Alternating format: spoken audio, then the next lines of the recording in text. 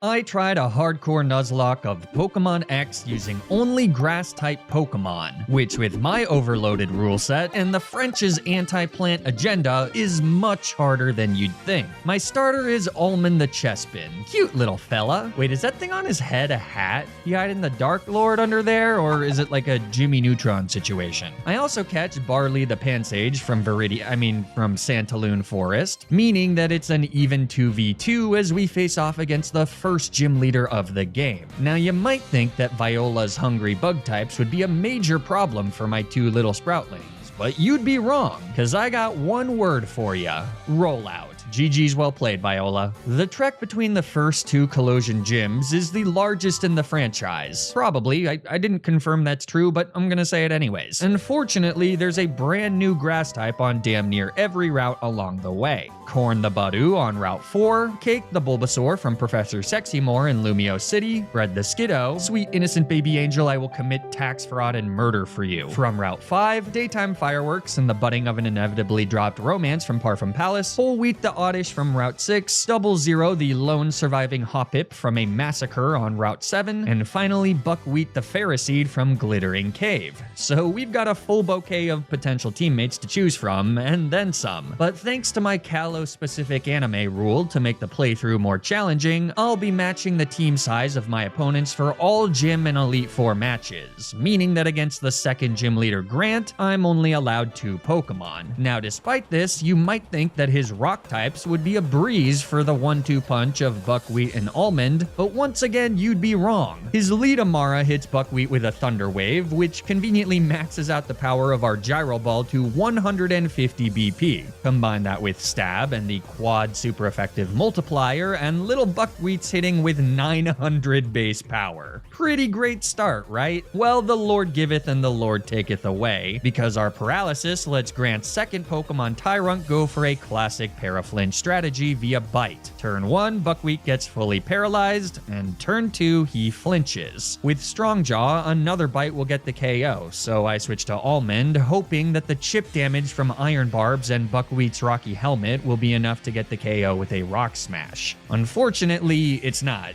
even close, and despite a lucky Rock Tomb miss, Grant's surplus of Hyper Potions means that we're back to square one. I decide that my best bet is to use Leech Seed to do residual damage and gain back some HP. Almond baits Rock Tomb, which grants me a switch to Buckwheat who resists, and then I can go back to Almond on a Bite and repeat this for a few turns to let the damage from Leech Seed build up. I reason that this is better than letting Tyrunt get the speed advantage on Almond and risking another flinch from Bite, though I can only do it so many times before I've got to stay in and start firing off attacks. At that point, both Almond and Tyrunt are at about half health. Our first Rock Smash brings Tyrunt into the yellow and gets a defense drop, though that doesn't really matter since another one would have gotten the KO anyways. Rock Tomb hits hard and causes a speed drop, but thanks to the recovery from Leech Seed, Almond will be able to easily survive another hit. So Tyrunt goes for his final Bite, and a critical hit means that Almond falls. Then Buckwheat follows his lead on the very next turn, so just like that, I've lost my Grass-type Monolock to the Rock-type Gym Leader. An unexpected loss never feels great, but an unexpected deal can put a real pep in your step, and you'll find plenty of those with the sponsor of this video, Encore. Oof, Flygon. Even for you, that was pretty rough. I mean, it wasn't that bad, was it? You said pep in your step. Yeah, I did, didn't I?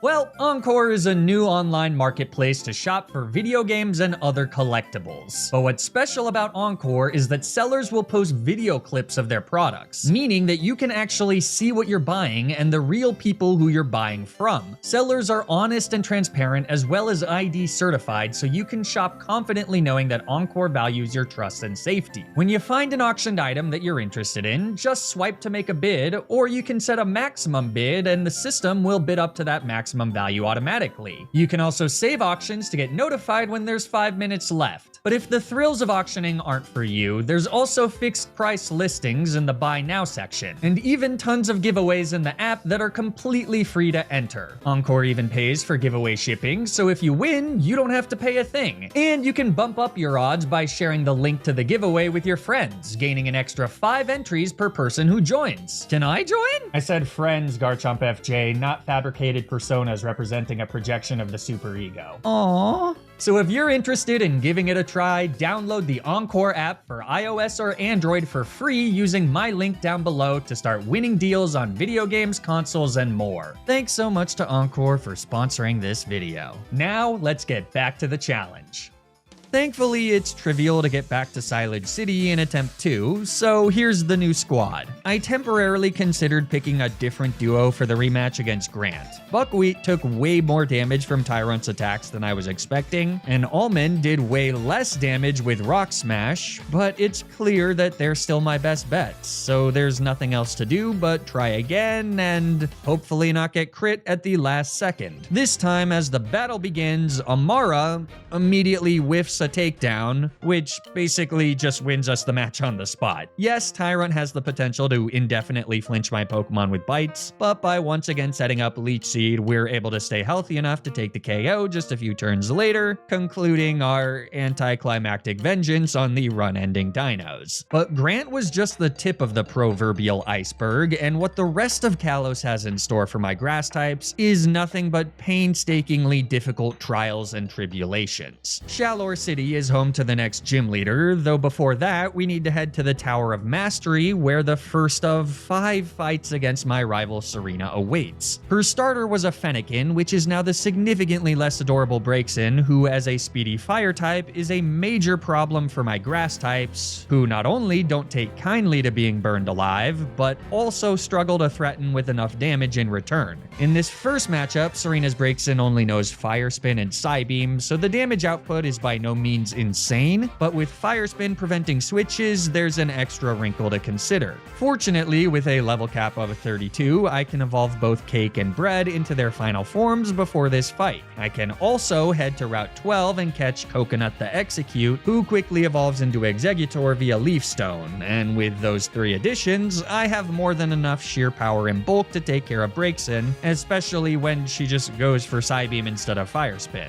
Bread can learn Bulldoze, and even though it's barely not enough for the one-shot, the speed drop ensures that we can outspeed on the next turn and take the KO. So for now, Serena's been pacified, and I can focus on the 3rd gym leader, Karina, whose fighting types are certainly no match for Coconut, a powerhouse of a Pokemon that will undoubtedly play a major role throughout the rest of our playthrough. Yeah, so I kind of messed up here, and there's no elegant way to explain this. So in Karina's gym, there's 4 mandatory gym trainers, and I figured that I could kind of just confusion my way through them with Coconut, but it turns out that Hariyama knows Knockoff, and when that crits, it very much kills Coconut, so that's not great. It's been a while since I've had an off-screen death. I mean, I'm usually pretty good at knowing when I need to be recording something, but because Coconut's death was super sudden, this recreation right here is gonna have to suffice. Well, without my Psychic type, you'd think that Karina would be a bit of a challenge, but again, you'd be wrong. Stop thinking, you're very bad at it. Double Zero is able to easily take out Mienfoo and bait in Machoke via Rock Tomb. With Cake's natural bulk and resistance to fighting type attacks, it's pretty easy to use Leech Seed and Sleep Powder to take the KO at nearly full HP. Hawlucha is the only possible threat to my team, but she thankfully doesn't actually have a flying type move. Her best bet is Flying Press, which just does neutral damage to Cake, who can once again use Leech Seed and Venoshock to take the KO and win a pretty easy matchup.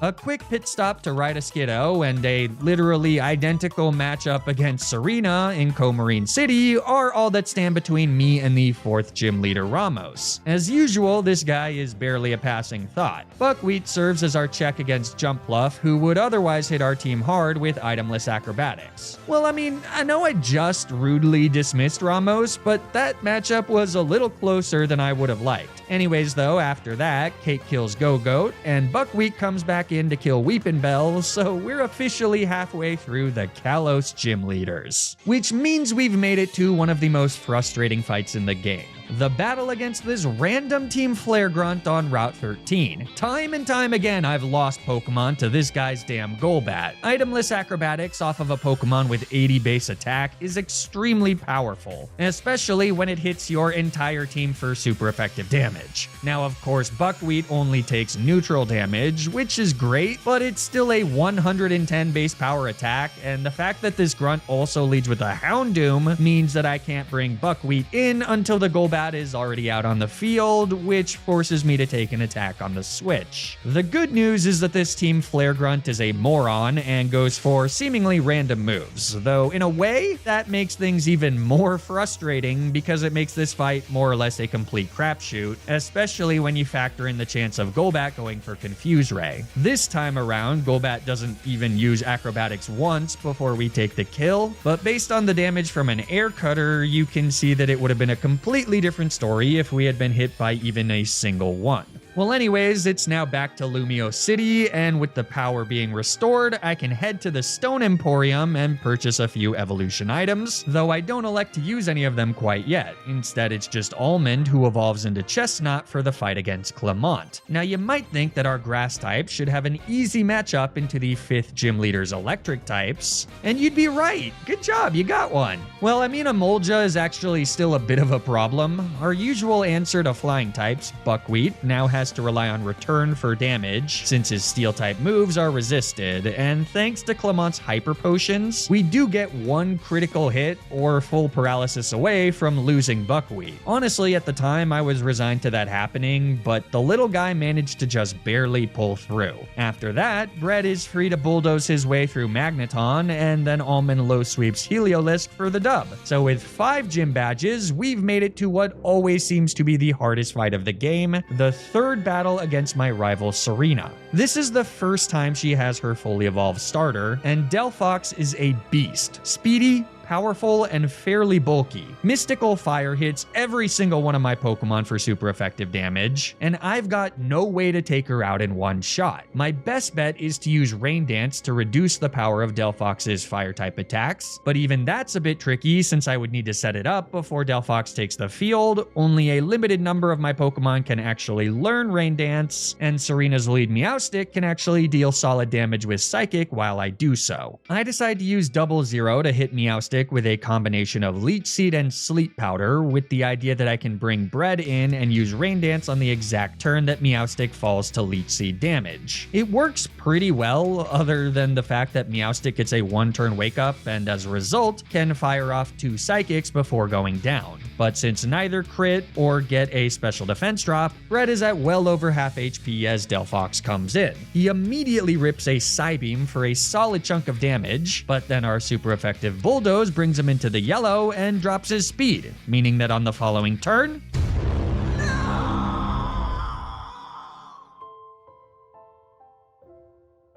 I thought I had that. Turns out that Serena's Delphox has a hasty nature, and that 10% boost to his speed stat is just enough for Delphox to still outspeed Bread at -1. I'm gutted. Bread was the GOAT, literally, and it pains me to see him go down so unceremoniously when a simple switch could have saved his life. Well, Barley, now a Simisage, can come in and get revenge with a bite. She then also takes the KO on Absol with a few seed bombs, so victory is ours and I'm free to continue on my journey, though it's not the same without the calming clatter of Bread's cheerful hooves. The silver lining is that I can get a new teammate for the first time in quite a while. Rye the Weepinbell's not exactly the world's best encounter, but I'm sure we'll find a use for her yet. And she's not the only addition to the team. After defeating Valerie, whose fairy types are no match for Buckwheat after he's evolved into Ferrothorn, I can catch Gluten-Free the Fungus from Route 15, Tapioca the Lombre from Route 16, and Semolina the Snover from Route 17. Also, I tried to find a Rotom in the trash cans of the Lost Tower for like an hour, but just straight up couldn't find one, so whatever. These new teammates are all pretty solid, but none is as valuable as Tapioca, who finally gives me a Pokemon that takes neutral damage from fire-type attacks. And this is just in time for the penultimate fight against Serena and her Delphox in Anastar City. The magical furry now knows Flamethrower, so he's even scarier than before, but I've got a very solid strategy. All I gotta do is get Tapioca in safely and once again set up Rain Dance before Delphox comes in so that I can take the one-shot with a rain-boosted Surf. This avoids having to take 2 hits, one of which would likely be a blaze-boosted Flamethrower. In order to do that, I use Buckwheat to drop Meowstic's speed with Bulldoze and Double Zero to provide Leech Seed support as Tapioca sets up Rain Dance and then takes the KO.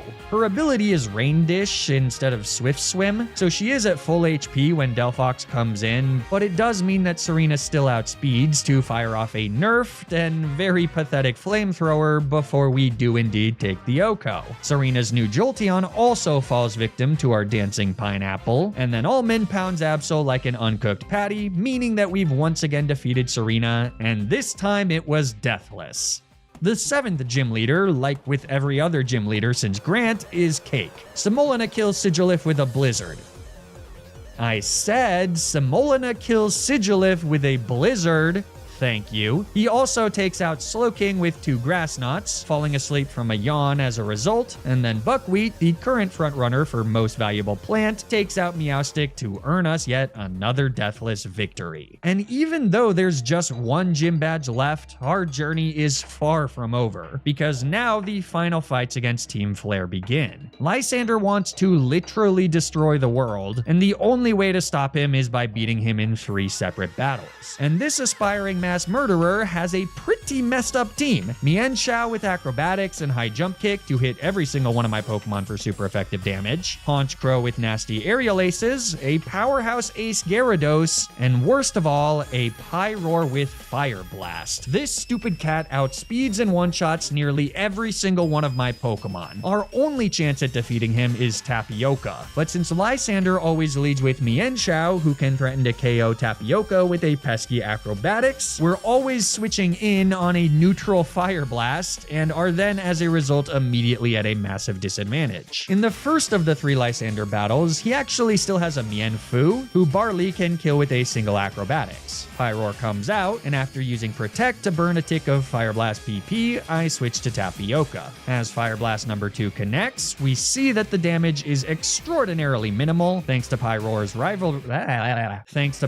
rivalry ability nerfing his special attack. Pyroar's Rivalry. Say that 5 times fast. Anyways, as a result, we can use Fake Out and Protect to gain back enough HP via leftovers to easily survive Fire Blast number 4, and then retaliate with a Surf for the one-shot. That's great for now, but in the final 2 fights, Lysander's Pyroar will have Unnerve, allowing him to hit much harder, and also preventing the use of something like a Citrus Berry or an Occa Berry. So that'll be fun, though before that, we have to finish this first fight, which is fairly straightforward as Buckwheat walls the unevolved Murkrow and Almond deals with Gyarados. But then I find myself in a rather precarious situation against Team Flare admin Mabel's Houndoom. In most playthroughs, these random perfunctory admin fights constitute basic button mashing and nothing more. But in a Grass-type playthrough, Houndoom's moveset of Flamethrower and Sludge Bomb grants her perfect, super effective coverage into my entire team. I feel like I've said that many times this run, and as a result, unexpectedly puts me in a pretty tight spot. I thought I could get out of it by cycling between Tapioca and Buckwheat on Flamethrower and Sludge Bomb respectively, doing a bit of chip damage with Fake Out on each successive switch, and then using Protect to gain back most of our HP via leftovers. But with Tapioca now burned, I'm all out of rope. Baiting Sludge Bomb here, I have just one out, a switch to Barley, who should barely survive the Sludge Bomb, and then outspeed Houndoom to take the KO with an itemless acrobatics.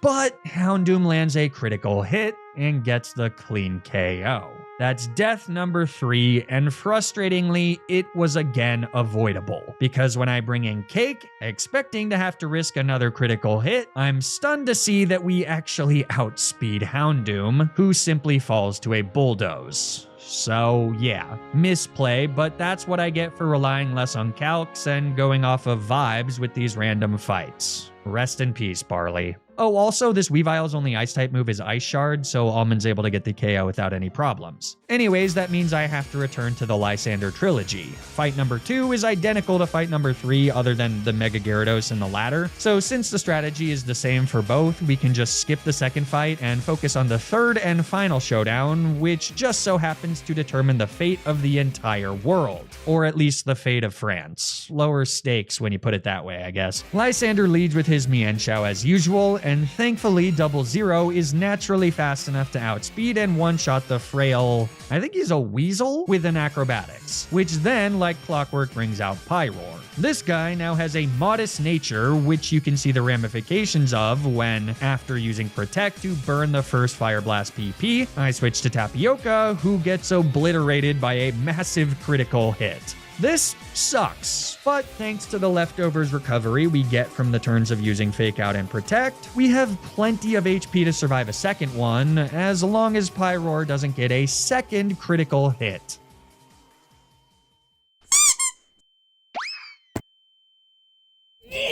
Alright, well that's your daily reminder that Pokemon is a stupid game for babies. Oh, and by the way, over the course of these 3 battles, this fucking Pyroar went for 6 Fire Blasts and not a single one of them missed. If I even tried to land 6 Fire Blasts in a row, I think the head of the Pokemon Company would break into my house and shoot me in the leg. Well, since Pyroar only has 1 Fire Blast PP left, I can bring 00 back in and Protect on the final one. This lets me hit Pyroar with a Leech Seed, which misses, because of course it does. But since Pyroar went for a random Dark Pulse, I have another chance to connect on the following turn. And then from there, I switch to Cake, who still takes stupid damage from Hyper Voice, but does ultimately win the matchup by using Bulldoze. Buckwheat again walls Honchkrow, and since Mega Gyarados is mega weak to Grass-type attacks, Whole Wheat can come in on a resisted Earthquake, barely tank an Outrage, and then fire off a Leaf Storm,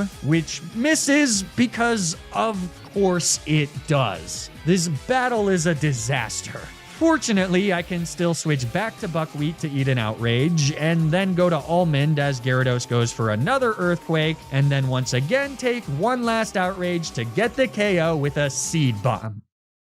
Okay, this is actually fine because we can just use Spiky Shield on the next turn, which does finally get the KO and defeats Lysander once and for all. I feel like that fight took about 7 years off my life, man, but the world is saved and the run continues. Sadly, with Tapioca dead, I've got very few answers for the game's remaining fire types, and there's quite a few of them left. The next immediate threat is Professor Sycamore's Charizard in Curryway Town. So, in order to deal with him, it's time to bring out the run's oldest bench warmer, Corn the Budu, who evolves all the way into her final form, Roserade. Corn is one of the few remaining Pokemon that can learn Rain Dance, but as a Roserade, she can also learn Weather Ball, which gives her a 100 base power water-type move, at least when it's raining. So by using Rain Dance against Sycamore's Venusaur and then taking the KO, Corn is free to outspeed and one-shot Charizard before he can cause any trouble. So now we've made it to the Rival Bridge Gauntlet. Wait, does anybody else call it that, or am I just making things up? Whatever, fortunately there aren't too many pain points for our team across these 3 fights. Shauna's Delcatty and Greninja are both trivial. Her Goodra's got the ability Sap Sipper, so as long as I make sure to not give her an attack boost via Leech Seed, we can just freely switch between 00 and Buckwheat on Sludge Wave and Earthquake respectively, doing damage each cycle with U-Turn. It ain't much, but it's honest work. Tierno's got a Talonflame, but since he only knows Acrobatics, Buckwheat can tank the hit and retaliate with a Thunderbolt. Yeah, a Thunderbolt. But imagine if Talonflame had a Fire-type move as well. A Pokemon that fast, able to hit all of my Pokemon for super effective damage? We'd be in a lot of trouble. Really dodged a bullet there. Almond slices through Crawdaunt like a perfectly cooked fish fillet, and Roserade can only do quad resisted damage to Cake with Petal Dance, so we get the KO with a few Venishocks to win the the second battle of the Gauntlet. A heal before the fight against Trevor makes his 3 Pokemon trivial as well, with Raichu falling to Almond Seed Bombs, and both Aerodactyl and Florges falling to Buckwheat's Iron Heads. So we've officially defeated the Rival Bridge Gauntlet. It's definitely a thing, meaning that I can now get the last few encounters of the playthrough. Self-rising the Carnivine from Route 14, Pastry the Trevenant from Route 20, and then finally All-Purpose the Eevee from Route 10, who now that I have access to the Mossy Rock in the Winding Woods, can evolve into a Leafeon. Unfortunately, none of these new encounters help me against the 8th Gym Leader Wolfric, who for the first time,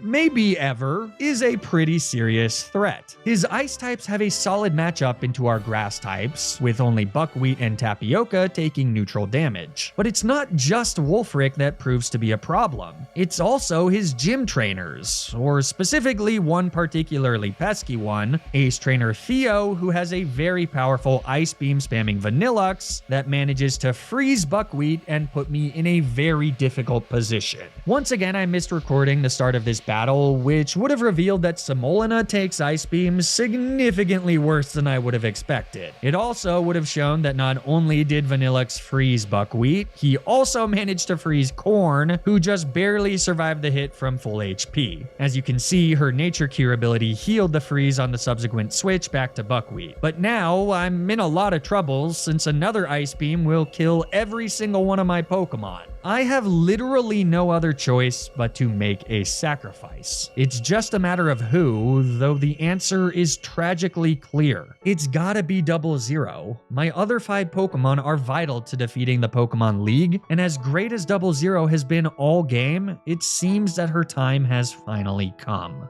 So, with a heavy heart, 00 comes in, and Vanillux goes for Hail? Wait, does that mean that he's out of Ice Beam PP? I mean, we did waste a ton of it going for Protects with Semolina earlier in the match, so that's gotta be it. 00 lives! She's free to now put Vanillux to sleep with a Sleep Powder, and then fire off Leech Seed and Acrobatics until Wait, what? Why did Vanillux go for Hail? Ugh. Well, RIP 00, that was really weird. I mean, Vanillux is now out of Ice Beam PP, I think, so All-Purpose can safely get the revenge kill, but that's yet another unanticipated death against a random trainer, and it's not boding well for the team's morale as we head into the endgame. Wolfric proves to be less of an issue than his protege Ace Trainer Theo. Semolina wins the Abomasnow Mirror thanks to a Brick Break tech. Cryogonal comes in second, and after using Protect to stall out a final turn of our own Hail and gain back some HP with leftovers, they hit Semolina with a Confuse Ray, meaning that he's really gotta clutch up here. And he does. So another Brick Break gets the clean KO. Last is Avalugg, so I switch to Almond as Wolfric's Ace sets up with Curse. Not great, but as long as we don't do damage to Avalugg, his Avalanches can't do too much damage to us.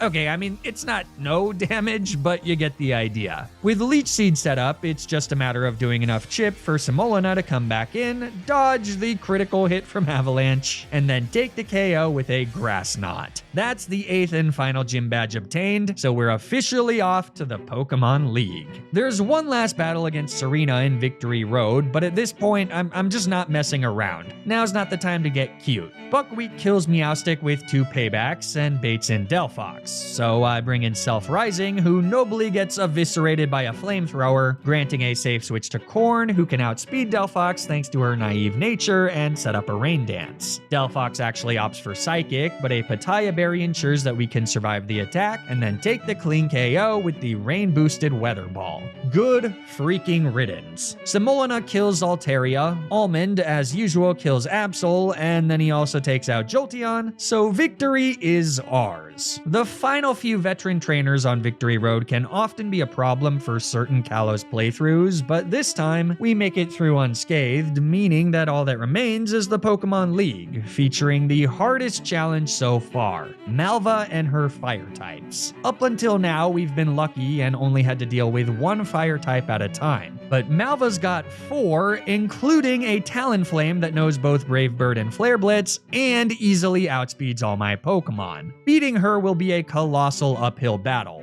not to mention the other 3 members of the Elite Four and the champion Diantha, who all have their own problematic teammates. You know, like Drasna's Noivern, who also knows both a flying and a fire type move and easily outspeeds all my Pokemon. Here's my chosen final team. I can only bring 6 of my 10 remaining teammates, and for each member of the Elite Four, I'll choose just 4 Pokemon with which to fight them per the anime rule. This is going to be brutal, but I'm ready to give it my all until my very last Pokemon's last dying breath. Let's do this. In the Kalos Pokemon League, I have the luxury of fighting the Elite Four in any order I want, so it makes sense to work from easiest to hardest, and naturally Seabold, the water-type trainer, is the easiest. Almond can instantly one-shot Clawitzer with a Seed Bomb, bringing in Starmie second. They're walled expertly by Buckwheat, who can take the KO with a single Power Whip, bringing in Barbaracle. So I switch to All-Purpose, who luckily dodges a Cross Chop and takes the KO with a Leaf Blade. Gyarados is last, and in order to prevent him from getting too out of control with Dragon Dance, I hit him with a few charms. After a while, I decide to switch to Buckwheat, who gets nailed by a critical hit Ice Fang that also freezes, so I'm forced to switch to Almond, who ultimately takes the KO with a combination of Leech Seed and Seed Bomb. Stupid Gyarados, if only there was a part electric grass-type Pokemon. Wickstrom is second, and my team consists of the same 4 that defeated Seabold. Pastry can use Earthquake to 2-shot Klefki, who manages to make things easier for us by going for Flash Cannon instead of setting up spikes. Against Scizor, I use Almond and Buckwheat to whittle away with Leech Seed and chip damage from Spiky Shield and Iron Barbs. It isn't long until Scizor falls and brings in Aegislash, but he too is no match for the broken strategy of Leech Seed and Stall, though actually Almond rather quickly just kills him with an Earthquake.